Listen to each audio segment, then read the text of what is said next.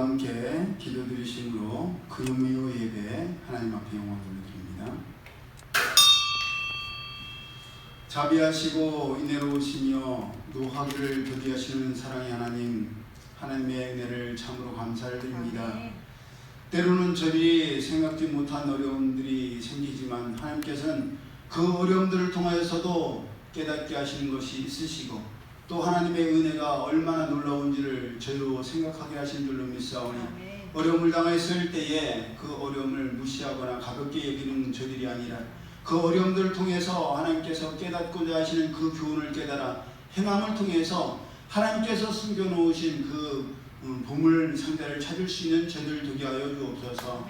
힘들고 피곤하지만 그것보다 더 귀한 하나님의 은혜가 있기에 또 이 은혜는 전에 들어서는 알 수 없고 또 다른 것으로 영상으로는 볼 수 없는 하나님의 특별한 은혜가 있기에 저희들이 현장으로 나왔습니다. 이 자리에 임재하시는 성령님의 인도하심을 저희들이 경험케 하시고 그 인도하심을 따라 순종하며 감사함으로 또 삶의 모든 인생이 변화되어서 조종됨으로 하나님을 기쁘시게 할 수 있는 저희 모두가 되게 하여 주옵소서. 예배 시종을 주님께 맡겨드리오며 거룩하신 예수님의 이름으로 축복하며 기도드리옵나이다. 아멘. 진실하게 이어서 세상 일에 실패했어도 찬양드리겠습니다.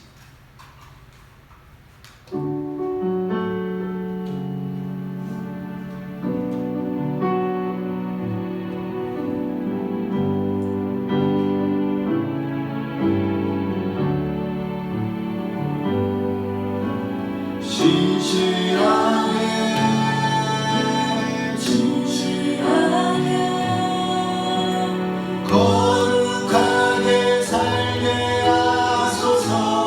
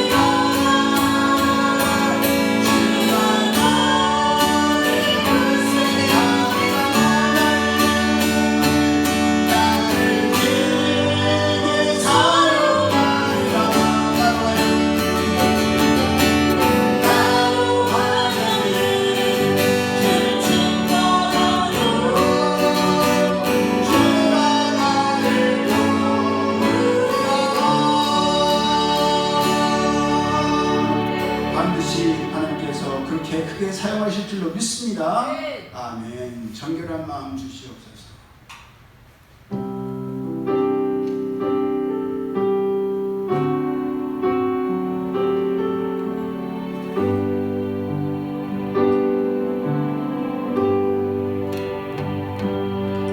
저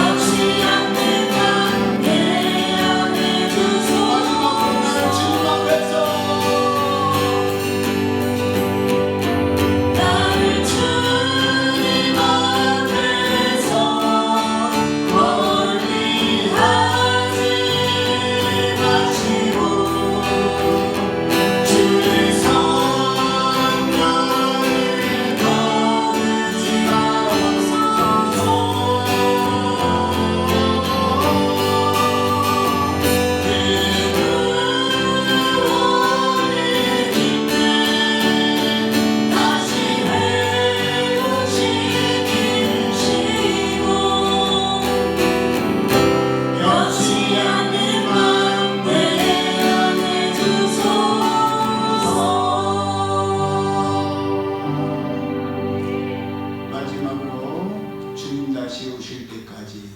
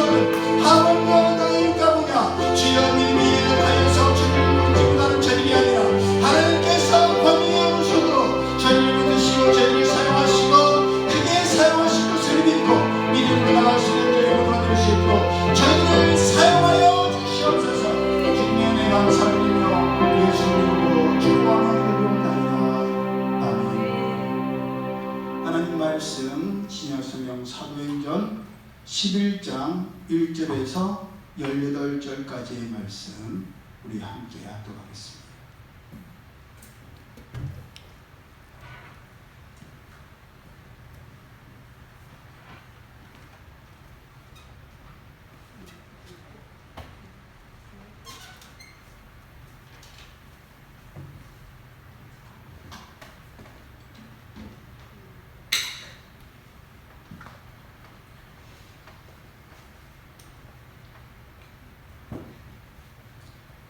신약성경 사도행전 11장 1절에서 18.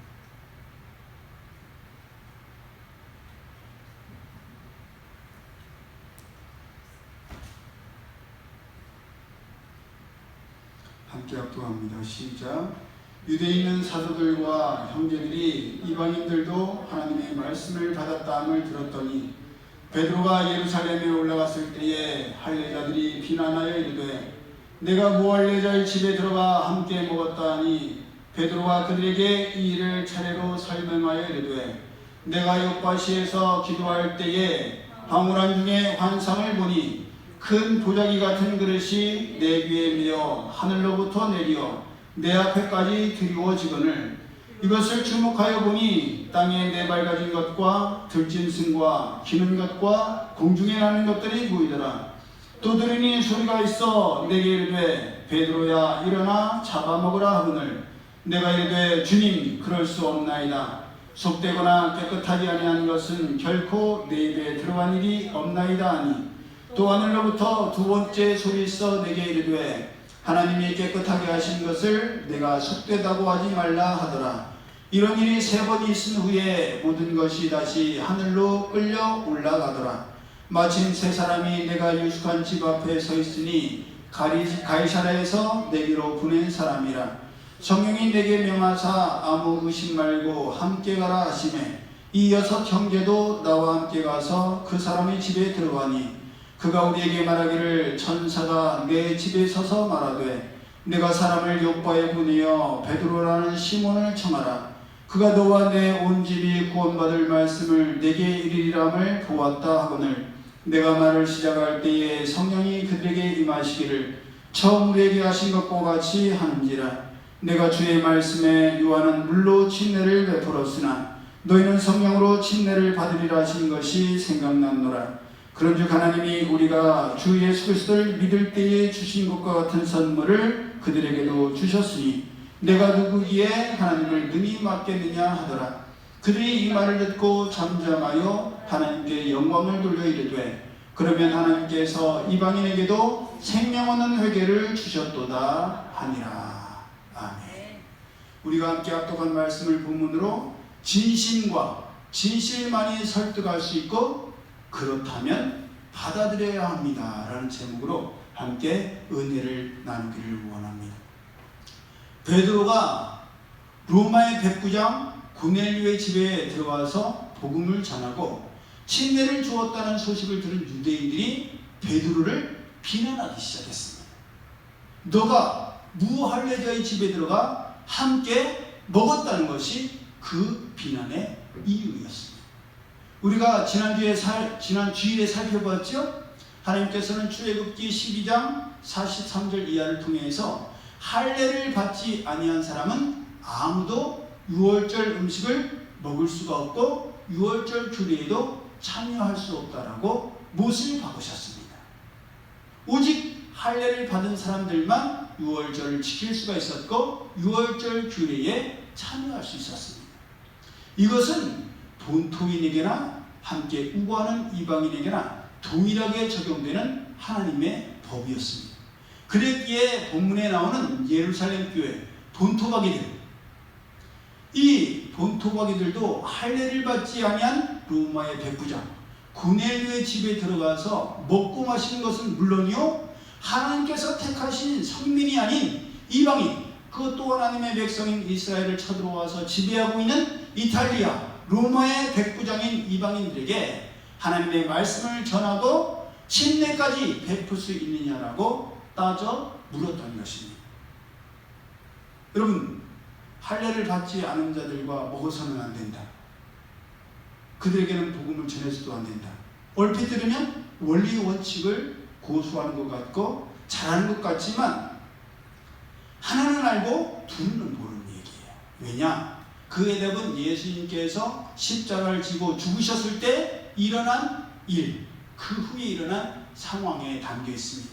예수님께서 하나님의 말씀에 죽기까지 순종하심으로 영원히 떠나실 때 마태복음 27장 51절을 보면 어떤 현상이 일어났죠?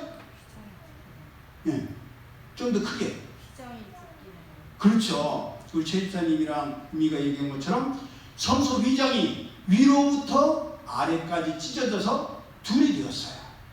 그리고 땅이 진동하며 바위가 터지고 무덤들이 열리며 자던 성도들이 몸이 많이 부어라 해서 많은 사람에게 보이는 그런 일들이 일어났습니다. 예수님 이전에는 그 성막 안에 누구만 들어갈 수 있었어요? 대제사장들만 들어갈 수가 있었어요. 그것도 제비뽑기를 뽑아서 뽑힌 사람만 들어갈 수가 있었어요. 그리고 들어간 대제사장은 반드시 발목에 뭐를 달아야 돼요? 방울. 오! 맞죠? 네! 이야! 와, 자신있게 맞췄어. 방울을 달아야죠. 그거 모르는 사람도 많은데 요즘 좀 노력하고 있구나. 아주 잘했어요. 방울을 달았어요. 왜? 그렇죠? 방울 소리가 계속 들리면 살아있는 거고, 방울 소리가 멈추면 뭐예요? 죽은 거예요. 그러니까 끌어내야 돼. 그 상징으로 방울을 달게 했던 거예요. 그러니 대제사장들도 잘못 행하면 죽는데 보통 사람이 거기에 들어갈 수 있었겠어요? 절대 들어갈 수가 없었어요. 그래서 우리 아버지 목사님도 이 강단 너머에 아이들이 올라가는 것을 난리를 치셨어요. 아주 엄하게 혼내셨어요. 그것 때문에 삐져갖고 교회를 떠난 분들도 계셨어요.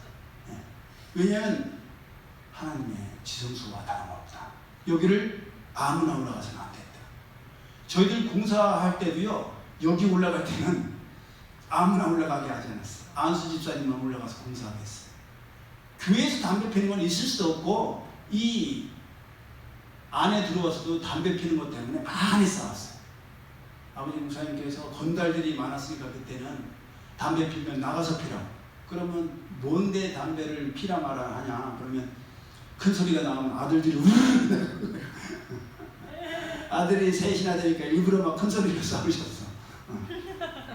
그렇게 옛날 어른들은 하나님의 지성소, 성소에 대해서 거룩함을 굉장히 중요시했단 말이에요. 근데 예수님께서 죽기까지 순종하신 뒤에는 그 성전 휘장이 찢어짐으로 누구나 다 예수님의 이름으로 하나님 아버지 앞에 나아가서 죄의 사함을 받을 수 있게 되었습니다. 그렇게 이제는 구약의 율법을 쫓아서 짐승을 잡아 제사를 드리던 것은 끝났고 예수님의 이름으로 드리는 신령과 진정의 예배가 시작된 것이지요. 그러니 이제는 할례자만이 하나님의 절기에 참여하고 할례 받지 아니한 무할례자에게는 금기시되던 모든 율법도 철폐하게 된 거예요. 그래서 현대에는 6월절 절기 지켜야 안 지켜요? 우리 지켜야 안 지켜요? 안 지키죠. 근데 여호와의 증인들은 지금도 지켜요. 왜냐하면 그분들은 이 말씀대로 원리 원칙대로 한다 해서 6월절을 지키는데 우리는 6월절을 지키지 않고 감사절기를 지키죠. 예. 맥주 감사줄 또 추수 감사줄. 왜냐하면 그것은 거두게 하신 것에 대한 감사의 표시. 우리도 추석이 있는 것처럼 추석이 우리나라의 그 추수 감사잖아요. 예. 그것처럼 그런 것은 현대에 와서도 이어갈 의미가 있다. 그래서 하는 것이지 율법에 기록되었기 때문에 지키는 것이 아니지요. 그렇게 해서 베드로는 모든 사정과 일들을 일일이 설명하기 시작했습니다. 그리고 그 모든 설명들은 우리가 알고 있는 것처럼 거짓이 아니요 진실이었고 사실이었습니다. 5절부터를 보면 베드로는 모든 일어났던 일들을 자세하고 상세하게 일일이 설명하고 있습니다. 예, 베드로가 요바에서 기도드리고 있을 때 황홀한 환상을 보았는데 하늘로부터 큰 보자기 같은 그릇이 내려왔고 그 속에는 부정한 짐승들이 들어있었으며 난데없이 들리는 음성이 베드로야 일어나 잡아먹어라. 그래서 베드로가 결코 그럴 수 없다고 했는데도 불구하고 그런 일이 3번이나 있었으며 그런 환상 뒤에 때마침 가이사라에서 고넬료가 보낸 사람들이 당도하였고 그들도 천사를 통한 하나님의 알림을 들었기에 베드로를 고넬료의 집으로 청한 것이며 그 부름을 하나님의 부르심으로 알고 순종했을 때 하나님께서 이방인들에게도 생명의 회개를 주신 것을 알게 되어 침례를 주었노라 라고 설명하였습니다. 그렇죠? 여러분 이 일에 대해서 베드로 혼자 갔어요? 아니면 함께 간 일행들, 증인들이 있어요? 증인들이 몇 명이에요? 성경에 나와 있는데 우리 아까 읽었는데 7명, 땡 3명, 8명. 뭐야? 3명. 12절 보세요. 이 6 형제도 나와 함께 가서 그 사람의 집에 들어가니. 예, 분명히 나와 있는 것 6명은 분명히 같다는 거예요. 여러분, 하나님께서 행하시는 일에는 뭐가 따라요? 책임. 증인들이 따라요. 오늘 굉장히 열정은 좋아요. 나중에 모니터 해봐요. 증인들이 따라요. 하나님께서는 그 당사자들끼리만 알고 넘어가게 하시는 것이 아니라 꼭 증인을 함께 하셔요. 우리 원로 사모님 간증하시는 거 들으셨죠? 어디를 갈 때에도 꼭 증인을 같이 가게 하셨고 그들이 본 것을 돌아와서 간증하게 하셨다라고. 예. 그래서 증인의 삶을 살아가야 돼요. 어딜 가나 따르겠나이다.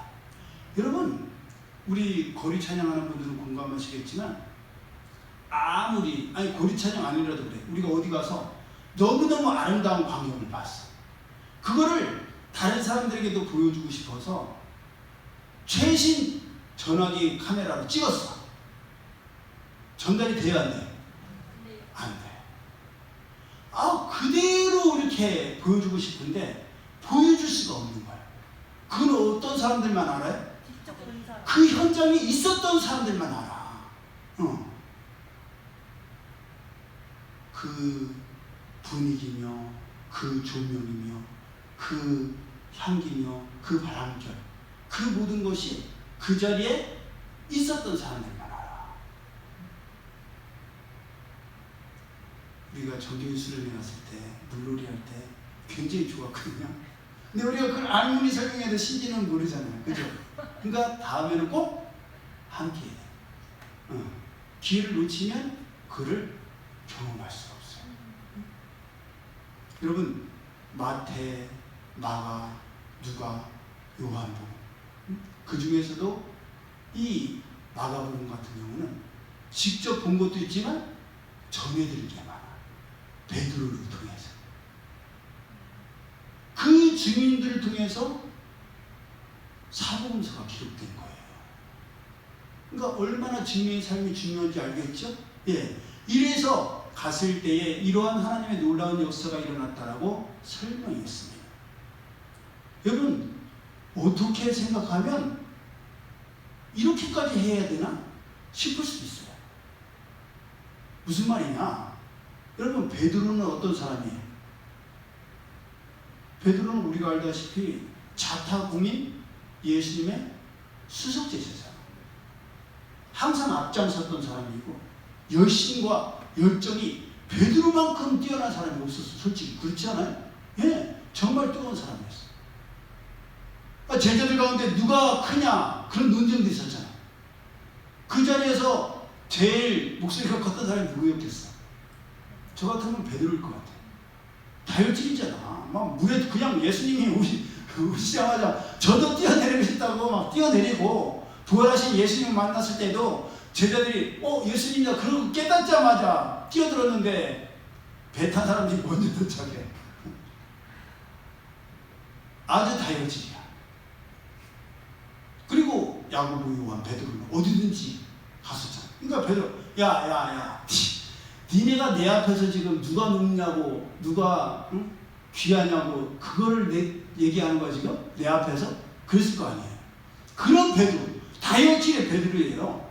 그런데 베드로가 다른 사람도 아니고 같이 있던 동료 제자들도 아니고 그 유대인이었다가 개종한 이 할례자들은 그런 의미거든요. 원래 그 바리새인들 같이 원래 유대인이었던 사람들이 사도 바울처럼 개종하여서 이제 예수님을 믿는 사람들이 된 사람들이 이 할례자들이에요. 그러니까 이 사람들은 예수님을 핍박하고 박해하는데 사울처럼 동참했던 사람들이야. 아니 그런 자격 없는 사람들이 베드로에게 네가 뭐 가갖고 고넬료한테 복음을 전하고 침례를 줘? 그럴 수 있어? 라고 비난하고 정죄할 때 베드로가 야 지금 장난해? 니네가 뭔데?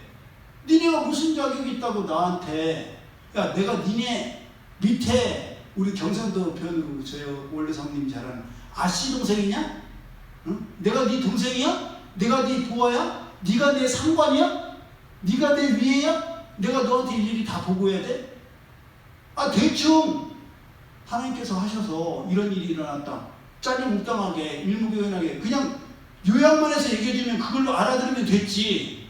내가 그걸 일일이 다 설명해야 되냐? 예, 그럴 수 있지 않겠습니까? 그런데 베드로는 어떻게 해요? 이름도 나와 있지 않은 할례자들이 비난하고 정죄하려고 했지만 그들을 도리어 공격하지 않았어요. 오히려 그들에게 베테랑이라고 할 수 있는 이 제자 베드로가 비난과 정죄에 대해서 감정적으로 대하지 아니하고 온유하고도 유순한 마음, 정말 유순한 태도로 어떻게 해서 이렇게 되었는지를 처음부터 이제까지의 모든 과정을 상세하고도 자세하게 설명한 겁니다. 여러분 놀랍지 않아요? 우리가 아는 베드로는 이런 성격의 차분한 성향의 사람이 아닙니다. 말보다 행동이 더 앞섰던 사람이고 예수님을 잡으러 온 사람들을 보자마자 검을 빼들어서 대제사장의 종이었던 누구?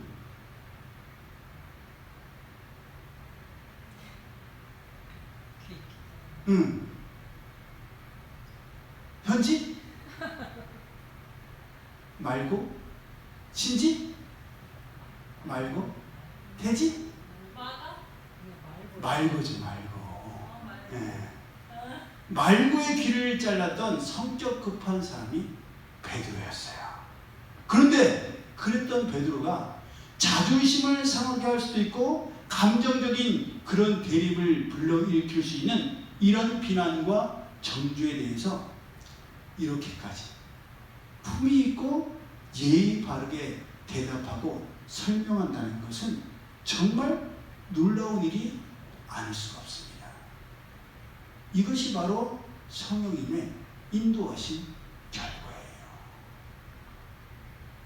오늘 새벽 말씀이었던 갈라디아서 5장 13절 이하의 말씀을 보면 형제들아 너희가 자유를 위하여 부르심을 입었으나 그러나 그 자유로 육체의 기회를 삼지 말고 오직 사랑으로 서로 종노릇하라. 온 율법은 내 이웃 사랑하기를 내 몸같이 하라 하신 말씀에 이루었나니 만일 서로 물고 먹으면 피차 멸망할까 조심하라. 오직 성령의 열매는 사랑과 희락과 화평과 오래 참음과 자비와 양성과 춤, 온, 절 이니 이 같은 것을 금지할 법이 없느니라 라고 말씀하고 계십니다. 여러분 우리가 여러 번 얘기했고 알다시피 사람은 변해야 안 변해요? 사람은 변하지 않습니다. 타고난 천성은 죽었다 깨도 바뀌지 않는다고 얘기를 하죠. 그런데 그런 천성이 바뀔 수가 있어요. 달라질 수가 있어요. 어떻게? 성령님에 의해서. 성령님에 의해서만 그 사람의 천성이 달라져요. 타고난 성품이 180도 바뀌어버려요. 성령께서 우리를 감동시키시고 우리를 이끄시면 완악하고 강팍했던 사울이 사도 바울이 되고 행동에 앞섰던 다혈질의 베드로가 자격 없는 사람들의 비난과 정죄에도 자상하고 친절하게 있었던 모든 자초지종을 진심을 다해 오직 진심만을 전하는 사람이 됩니다. 그렇기 때문에 성령의 9가지 열매 가운데 첫 번째 열매가 뭐예요? 사랑인 거예요. 그리고 뒤를 이어서 많은 열매 가운데 공통점이 있는데 그것이 뭐냐면 오래 참는다는 거예요. 오래 참음과 온유와 절제, 화평. 화평도 누군가가 참아주니까 화평이 있는 거예요. 그렇지 않아요? 가정이든 직장이든 학교든 어느 단체든 간에 마음껏 자기가 하고 싶은 행동 말하는 사람이 있고 그것을 받아주는 사람이 있어. 그래야 화평해. 서로 한번 해보자고? 갈 때까지 가볼까? 그러면 다툼과 싸움, 갈등이 끊이질 않는 거예요. 누군가가 받아주니까 화평이 있는 거예요.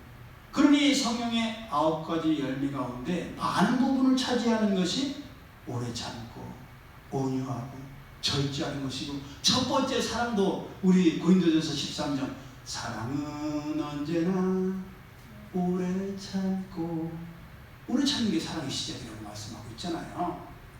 여러분, 본문을 보면 베드로가 그렇게 오래 참음과 온유로 유순함으로 설명하자 베드로를 비난하고 정죄했던 사람들이 잠잠하여 하나님께 영광을 돌리며 하나님께서 이방인에게도 생명을 얻는 회개를 주셨음을 인정하게 됩니다. 그렇게 비난하고 정죄했으니 이렇게 쉽게 인정하고 받아들이는 것도 쉽겠어요, 어렵겠어요?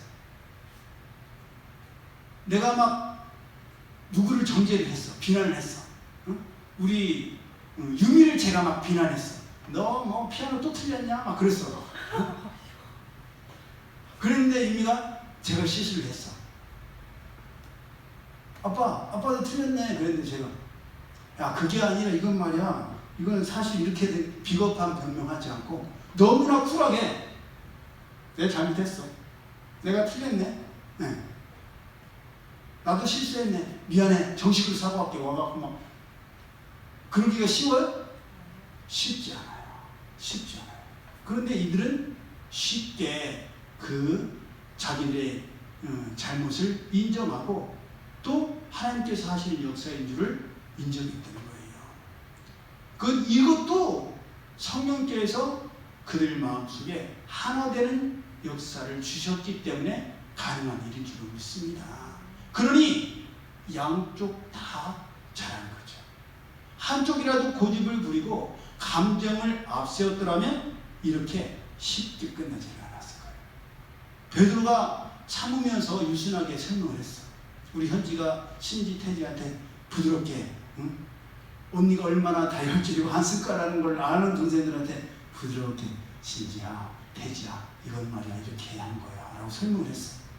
이렇게 하면 받아들일 줄 알았는데 이 녀석들이 고분하게, 언니 우리가 잘못 생각했는데 이럴 줄 알았는데 그렇게 기대했던 반응을 보지 않고, 난 그래도 못 알아듣겠어, 난 그래도 수용하지 못하겠어, 막 이렇게 나와.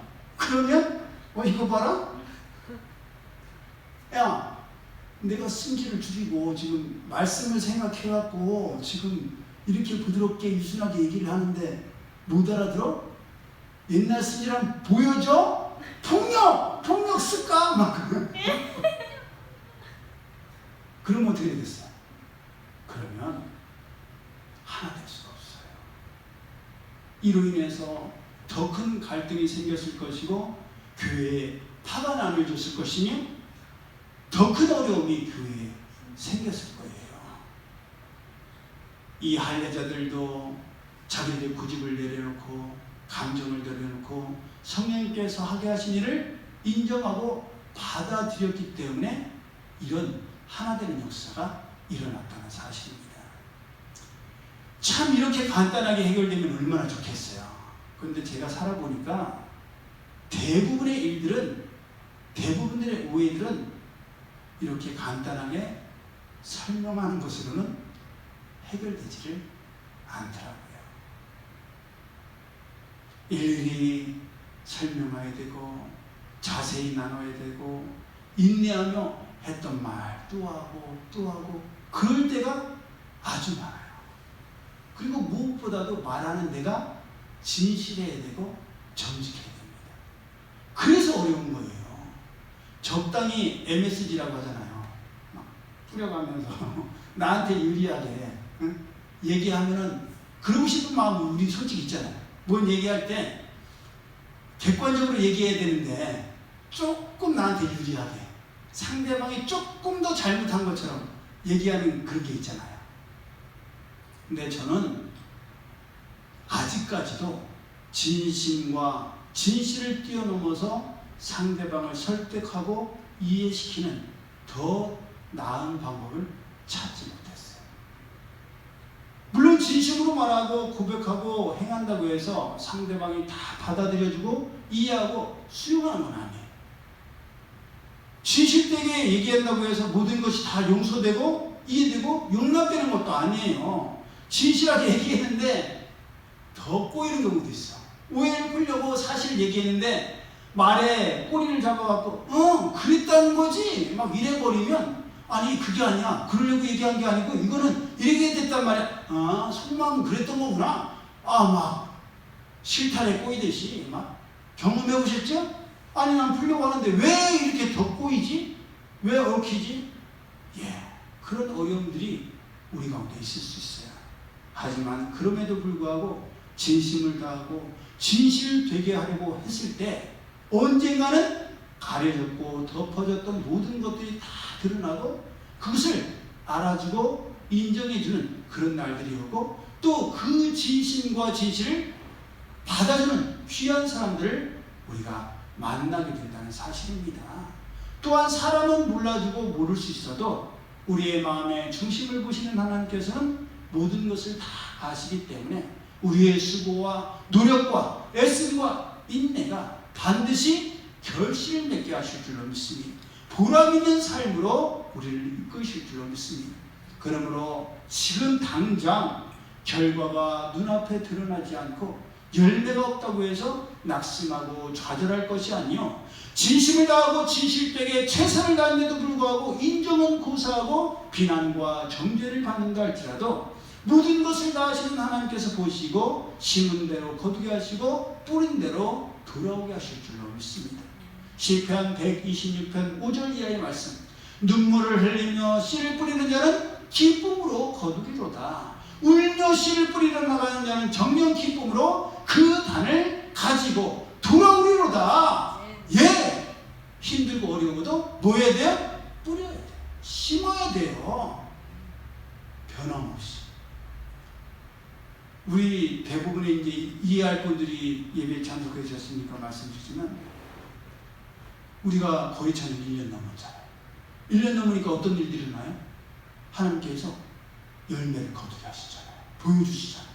우리의 수고와 헌신을 통해서 하나님께서 얼마나 기뻐하시는지를 눈으로 보게 하시잖아요. 우리 손과 발로 입으로 경험하게 하시잖아요. 예, 힘들고 어렵고 덥고 다른 일 하고 싶어도 동참할 때 하나님의 역사가 일어나고 거기에 간증이 있는 거예요. 우리가 조금 아까 드렸던 찬양 세상 일에 실패했어도 그 가사 가운데 나를 버린 자들도 내가 사랑하거늘 하물며 너희를 그냥 둘까 보냐. 예, 저는요 요즘 이 가사를 하나님께 기도드려요. 하나님을 진심으로 대하지 아니하고 이용하려고 하고 하나님께서 주신 은사와 달란트를 귀한 줄 모르고 악용하는 사람들도 하나님께서 사랑하시고 오래 참으시고 그 은사로 하나님께 영광 돌리게 하시는데 하물며 진심과 진실로 최선을 다해서 하나님 앞에 씨앗을 뿌리는 자들에 대해서 하나님께서 외면하시고 더디 주시겠습니까? 하나님 지금 주십시오. 예, 그렇게 간절히 기도드려요. 제가 성량이 뛰어나지도 않고 기교도 없지만 하나님 진실된 찬양을 하나님께 드리기 원합니다. 이 진실된 찬양이 사람들에게 감동을 주지 못할지라도 영혼의 울림이 되어서 그들이 하나님을 바라보게 하시고 하나님께 돌아오게 하여 주옵소서. 여러분 그러면 되는 거 아니에요? 사람들이 오구청 목사님 목소리 너무 좋아요. 어쩜 저렇게 잘하시지? 그러지 않아도 열매를 통해서 하나님께서 기뻐 받으시면 그걸로 축하한 것 아니겠습니까? 그러니 하나님께서는 작은 일에 충성된 자에게 더 많은 것을 맡기신다고 약속하셨어요. 그러므로 지금 우리에게 맡기신 하나님의 일에 진심을 다하고 진실만을 말하고 행함으로 정직한 자를 들어 사용하시고 축복하신 그 놀라우신 하나님의 결론을 온 세상에 전하고 자랑하는 우리 모두가 되기를 예수님의 이름으로 축복합니다. 네. 아멘. 기도드립니다. 사랑의 하나님 감사합니다. 정직하게 하여 주옵소서. 아멘. 깨끗하게 하여 주옵소서. 아멘. 신실하고 진실하고 거룩하게 하여 주옵소서. 아멘. 왜냐하면 저희들은 더럽기 때문입니다. 아멘. 저희들은 추하기 때문입니다. 아멘. 조금만 손해볼 상황이 오면, 아니 조금만 나한테 이로운 상황을 만들기 위해서 뻔한 거짓말을 하면서 그 위기를 모면하려고 하는 모습이 저희 모두에게 있습니다. 그래서 그런 모습을 보면 화가 나고 나를 보는 것 같아서 짜증이 나는 겁니다. 그러한 저희의 모습이 있기에 더욱더 진실되고 진심으로 하나님의 말씀을 따르기를 원합니다. 정직한 영을 저에게 새롭게 하여 주셔서 아멘. 하나님께서 저에게 맡겨주신 이 순수함과 이 성결함과 이 깨끗함을 잘 유지하여서 시간이 지나면 지나도 변하지 않음으로 인해서 더욱더 귀하게 여기며 하나 될 수 있는 믿음의 공동체, 사랑의 공동체 되게 하여 주옵소서. 아멘. 이제는 우리 주 예수 그리스도의 은혜와 하나님 아버지의 그 크신 사랑하심과 성령님의 교통하심, 하나님 앞에 정직함으로 나가기를 원하는, 진실되고 진심으로 나가기를 원하는 이들 모두에게 이제로부터 영원히 함께 하실지어다. 아멘.